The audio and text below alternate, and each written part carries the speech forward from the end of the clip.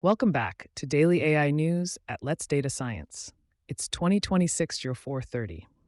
Today we're diving into some pivotal developments, from the future of machine intelligence to major product launches. Let's get to it. We begin with a massive infrastructure milestone that could materially reshape model development economics. OpenAI announced that its Stargate initiative has secured 10 gigawatts of US AI data center capacity, hitting a target originally set for 2029, just over a year after launching the program in January 2025. According to OpenAI's blog, more than 3 gigawatts came online in the past 90 days alone. The first active training and serving site is in Abilene, Texas, with additional Stargate facilities under development in Texas, New Mexico, Wisconsin, and Michigan. This isn't just about square footage and transformers. NVIDIA confirmed a strategic partnership with OpenAI, signing a letter of intent to deploy at least 10 gigawatts of NVIDIA systems, representing millions of GPUs, for OpenAI's next-generation infrastructure. NVIDIA said it intends to invest up to $100 billion progressively as each gigawatt is deployed. The first gigawatt of NVIDIA systems is targeted to come online in the second half of 2026 on the Vera Rubin platform. NVIDIA CEO Jensen Huang, OpenAI CEO Sam Altman, and President Greg Brockman all framed the collaboration as a deep hardware-software co-optimization effort. Altman's quote in the release was blunt: "Everything starts with compute." For practitioners, this scale changes trade-offs. A steady multi-gigawatt fleet enables larger distributed training runs, more aggressive scaling experiments, and potentially lower per-unit training costs, assuming orchestration, checkpointing, and utilization tooling keep pace. But it also concentrates demand on specific GPU architectures and power grids.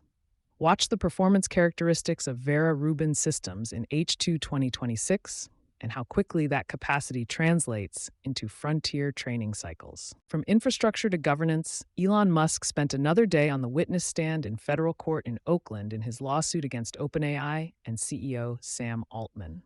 Reuters, NPR, NBC News, and The Guardian report that Musk accused OpenAI's leadership of abandoning its nonprofit mission and told the court he was a fool for funding the organization. During cross-examination by OpenAI attorney William Savitt, Musk resisted yes or no questions and said, "Your questions are not simple. They are designed to trick me, essentially." The financial stakes are substantial.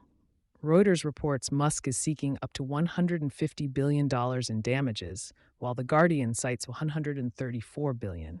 The dispute centers on OpenAI's evolution from a nonprofit to capped profit and then more conventional for-profit structures. For the industry, this trial is about more than courtroom theatrics. It spotlights hybrid governance models in AI labs, donor expectations, and disclosure practices. Even without immediate product impact, any ruling that alters control, funding, or governance at OpenAI would ripple through enterprise contracts, cloud partnerships, and investor due diligence across the sector. Next, let's turn to earnings, because AI monetization is now showing up in hard numbers. Alphabet reported first quarter net income of $62.6 billion on revenue of $109.9 billion, with earnings per share of $5.11. Google Cloud revenue reached about $20 billion, up 63% year over year. CNBC reports that Gemini Enterprise paid monthly active users rose 40% quarter over quarter. Alphabet raised its 2026 capital expenditure guidance to between $180 and $190 billion and disclosed $35.7 billion in capex for the quarter. CEO Sundar Pichai said the company's AI investments are lighting up every part of the business.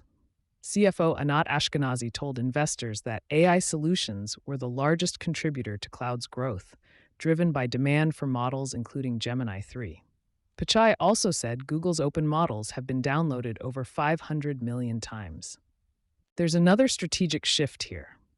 On the earnings call, Pichai confirmed that Google Cloud will begin selling its custom TPUs to select customers for installation in their own data centers. The 8th generation TPU lineup includes TPU 8T for training and TPU 8i for inference. Ashkenazi said Google will record some TPU hardware revenue this year, with a larger balance sheet impact expected in 2027, and cautioned that hardware revenue will fluctuate quarter to quarter, depending on shipment timing. This move puts Google into more direct competition with NVIDIA and with other cloud providers exploring external silicon sales, including Amazon Web Services. For enterprise teams running hybrid or on-prem AI infrastructure, TPU procurement is no longer limited to hosted cloud environments. Now, for a few other key updates in our lightning round, Google has patched a critical security flaw in the @Google/Gemini-CLI npm package and the Google GitHub Actions/Run Gemini CLI GitHub action. The vulnerability, tracked as GHSA WPQR 6v78 JR5G and rated CVSS 10, enabled remote code execution in certain CI workflows. Security advisories from MIGO and Security Online explain that in headless CI mode, Gemini CLI previously auto-trusted workspace folders, allowing malicious configuration files in a local.gemini directory to inject environment variables. An experimental YOLO mode also bypassed fine-grained tool allow listing. Fixes are available in versions 0.39.1 and Forge.0 Preview 3. Teams running CI on untrusted pull requests should review trust flags like Gemini Trust Workspace and avoid permissive YOLO configurations. Samsung Electronics reported over 8-fold growth in first quarter operating profit, hitting a new record as AI-driven demand tightened the memory market. CNBC attributes the surge to a memory chip crunch that boosted pricing for key components. For hardware buyers, this reinforces that AI demand is flowing directly into DRAM and high-bandwidth memory pricing, with cost implications for both training clusters and inference deployments.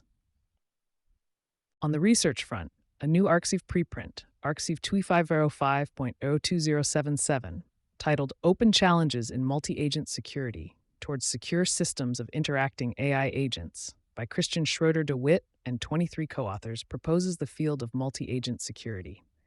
The paper outlines a taxonomy of threats, including secret collusion, coordinated swarm attacks, rapid propagation of privacy breaches, disinformation, jailbreaks, and data poisoning across interacting agents. For teams deploying agentic systems, the key shift is from single model evaluation to combinatorial interaction testing, with attention to security utility and security trade-offs in decentralized settings. And finally, Hyundai Motor Group unveiled Plios Connect, its next-generation infotainment system, at its Plios 25 event in Seoul. Launching in Q2 2026, the system centers on a 17-inch display and an AI voice assistant called Glio AI. Hyundai says the broader Plios platform is planned for more than 20 million vehicles by 2030 and references partners including Google, Uber, Samsung, Naver, SoCar, and Unity. For developers building in-car services, this signals continued momentum towards software-defined vehicles with open app marketplaces and cloud-connected AI assistants. Taken together, today's stories underscore 3 converging realities. Compute is scaling at gigawatt levels through partnerships like OpenAI and NVIDIA. Governance and legal structures are under scrutiny in high-profile trials, and hyperscalers like Alphabet are translating AI adoption into tangible revenue, CapEx expansion, and even custom silicon sales.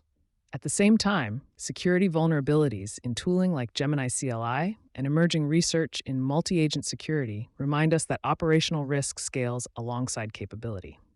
And that's your AI briefing for today. The landscape is moving faster than ever, and we'll be here to track it with you. For more insights, visit us at letsdatascience.com. Thanks for tuning in, stay curious, and we'll be back tomorrow with the latest in AI.